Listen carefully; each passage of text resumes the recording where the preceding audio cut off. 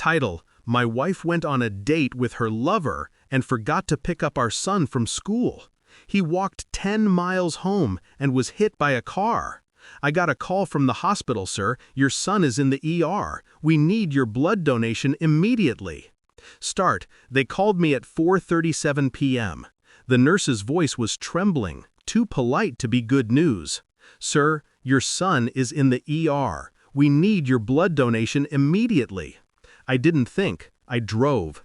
Red lights blurred into streaks, and I kept whispering his name like a prayer I didn't believe in anymore. When I got there, they handed me a clipboard, a vial, and false hope. My veins burned as the needle went in. They took my blood, thanked me, and told me to wait. I stared at the clock. The second hand felt louder than my heartbeat. Then the doctor came in. He had that look, the one that comes before the floor gives out beneath you. Sir, he said, pulling out a chair, you need to sit down. My stomach turned to ice. Your DNA doesn't match your son's, he said softly. I'm sorry, we can't save him. The words didn't hit all at once. They crawled under my skin, piece by piece, until I couldn't breathe. My blood didn't match? My son, my boy, wasn't mine. And then he was gone. I called her. Once, twice, 5 times. No answer. When she finally picked up, her voice was flushed, hurried. Hey, what's wrong? I'm out with... Then I heard it. A man's laugh in the background, muffled, intimate. Something inside me split clean down the middle. I hung up. She didn't call back. We met in college. She was laughter in motion, wild hair, ink-stained fingers, the kind of woman who could make you forget what pain felt like. I used to believe that was love, that trust was blind for a reason. We built a life, a home, a family, or at least I thought we did. Our son was everything. He looked up at me like I was gravity itself. And now he was gone, because she was with someone else, because she forgot. 10 miles. He walked 10 miles home, and she forgot. Grief is supposed to numb you. Mine sharpened me. After the funeral, she cried, on command. She blamed herself, begged for forgiveness. I gave her none, but I smiled. I told her I needed time. I told her I still loved her. She believed me. She always believed me. I started with the phone. I found the messages. Years of them. Photos, hotel receipts. Can't wait to see you again, baby. They had a routine. Every Thursday, yoga night. Funny, she never owned a mat. Then I found him, Michael Carter, her coworker, divorced, 2 kids, mortgage underwater. He wasn't special, just available. I spent months learning everything about him, his debts, his weaknesses, the passwords he reused across his accounts, the way he lied to his boss about expenses. I watched, I listened, I waited. Revenge, I learned, isn't about rage, it's about rhythm. The first step was subtle. A few anonymous tips sent to his company's compliance department. Screenshots of forged invoices. They launched an internal audit. By the time he realized what was happening, he was already suspended. Next, I sold our house.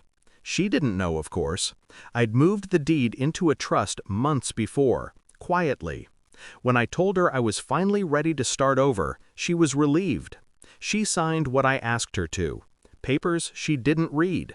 She thought we were moving into a new home. She didn't know she'd just signed everything away. I bought time. She grew distant, nervous. Michael stopped replying to her texts.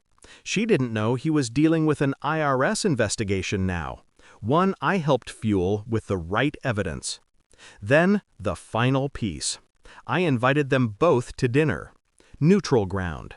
Public. A chance to talk things out. She came wearing guilt like perfume. He came looking like a man on the edge. We sat in silence until I slid a folder across the table. DNA results. Photos. Emails. The hospital report.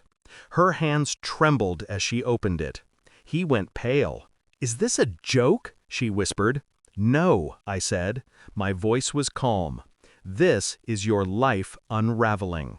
She started to cry. He tried to speak. I didn't let him.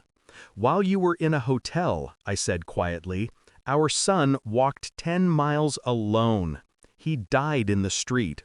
You forgot him. And when they tested my blood to save him, they told me the truth you never could. Silence. Heavy. Suffocating.